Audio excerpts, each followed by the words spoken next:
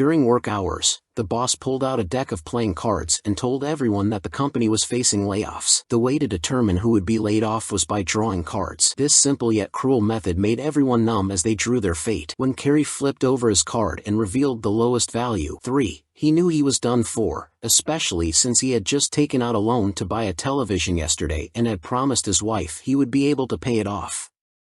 His wife, however, reminded him that they still hadn't paid off the sofa and bookshelf they had purchased on loan. He could only accept the situation helplessly. Kerry and Anna were a couple who got along very well. They weren't rich, but they lived a happy life. They once had a son, but unfortunately, he passed away. They accepted the tragedy with calmness because they believed that just as clouds would dissipate and sunlight would leave the window, life's separations and reunions were inevitable. Anna worked as a restaurant manager, performing her job diligently and methodically. In the kitchen, a drunken chef would clutch his knife, and the muscular security guard would try to subdue him, only to be cut by the chef's blade. Anna quickly resolved the problem and then took care of the security guard's wound, giving instructions to everyone on what to do. When work ended, Anna would take the last train home, and Kerry was the train driver. The empty train would carry the two of them back to the station, and for years, their lives had been like this, simple and steady, until Kerry was laid off, causing ripples in their calm lives. However, with the extra time on his hands, Kerry could finally accompany Anna to a movie. But halfway through the movie, Kerry stormed out, angrily asking for a refund because the comedy he was watching made him laugh not once. But the ticket clerk, who was his sister, wouldn't give him a refund, as they never even bought tickets. Kerry understood why he didn't laugh. A simple card had decided his fate, and his heart was filled with anger. Anna asked Kerry why he suddenly had a day off, and he told her about the layoffs. She comforted him, suggesting he could claim unemployment benefits, but Kerry, stubborn as ever, didn't want anyone's pity. He believed that as long as the roots of a tree were intact, it would keep growing. Having worked as a skilled driver for so many years, passing through many stations, he was confident he would find another job. The next morning, Kerry got ready and set out to find a new job. Anna encouraged him, and after kissing her goodbye, he left, full of confidence. That night, Anna woke up to a sound and found a drunken Kerry passed out by the door. Clearly, his job search wasn't going well. Fortunately, he had the support of his wife to get through this difficult time. However, fate seemed to drain everything from them. One day, while Anna was working, a few men came in, looking aggressive and not wanting to eat. After they left, Anna's boss informed her that the restaurant was being acquired due to poor management, meaning the employees would be laid off. That night, Kerry woke up and found his wife wasn't home. Stepping outside, he found her sitting in the living room surrounded by a pile of ashtrays. She explained she couldn't sleep, so Kerry made her a cup of coffee. When he brought the coffee over, Anna had already fallen asleep. The next day, the boss told all the employees that it was their last day of work. Many regular customers came to say their goodbyes, and the restaurant became unusually lively. As night fell and all the customers left, the employees gathered in the kitchen, drank champagne, and prepared to part ways. The next day, Anna went back to the restaurant, hoping to get a job from the new owner. She left, passing by the young and beautiful waitresses, glancing back one last time before walking away. She then went to every other restaurant in town but found no opportunities, not even for a dishwashing job. Exhausted, Anna returned home, and as she watched the last train of the day leave, she realized that in the past, that train would have carried both her and Kerry home, but now only emptiness remained. Finally, they both turned to human resources, hoping to register, but the office was crowded with people, and they didn't know when their turn would come. Then, Kerry brought good news. He found a job at a long-distance bus company.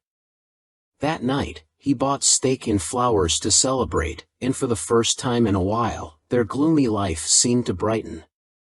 Although the new job was more demanding, the salary was better, which was a good thing. The next morning, the sunlight seemed a little brighter as Anna helped Kerry iron his clothes and watched him leave for work. Now only she had not found a way out. However, that same day, Kerry returned home at noon, still not having changed into his work clothes. He collapsed, stiff and motionless. This man, not even 50, seemed to have reached the end of his life far too soon. Anna didn't blame him or say anything. She simply rested her head gently on Kerry's shoulder. Kerry seemed to lose his soul, wandering aimlessly in the park, trying to avoid life. That evening, Anna met a former coworker in a bar. Ever since the security guard left the restaurant, he had fallen on hard times and could barely afford a drink. Anna paid for the drinks, and after a brief chat, she returned home feeling unwell from the alcohol. Kerry was concerned, but despite the mounting bills, he still refused to accept unemployment benefits or charity. One day, Anna discovered a job advertisement and immediately called, only to be told there was a screening the next morning. Determined to get there early, she waited in line overnight, but fell asleep and missed the first batch of applicants. By the time she got in, there was only one position left, a dishwashing job. Without hesitation, she took the job but was asked to pay 500 yuan for the application. With no other choice, Anna withdrew her remaining savings from the bank and took the job. That night, she arrived at the restaurant, only to find that the job wasn't for a dishwasher at all, but for a manager who would do everything, washing dishes, cooking, and cashiering. However, with an hourly wage of 40 yuan, Anna accepted without hesitation. The couple was being pushed forward by life, with no time to rest. Even when life was harsh, they had to pick themselves up and keep moving forward.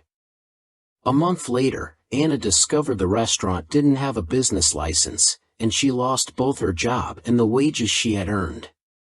Hearing about it from a tax official, she couldn't focus on what was being said. Kerry then found the restaurant's owner to try to get Anna's wages back. But instead, he was beaten up and left unconscious in a deserted harbor.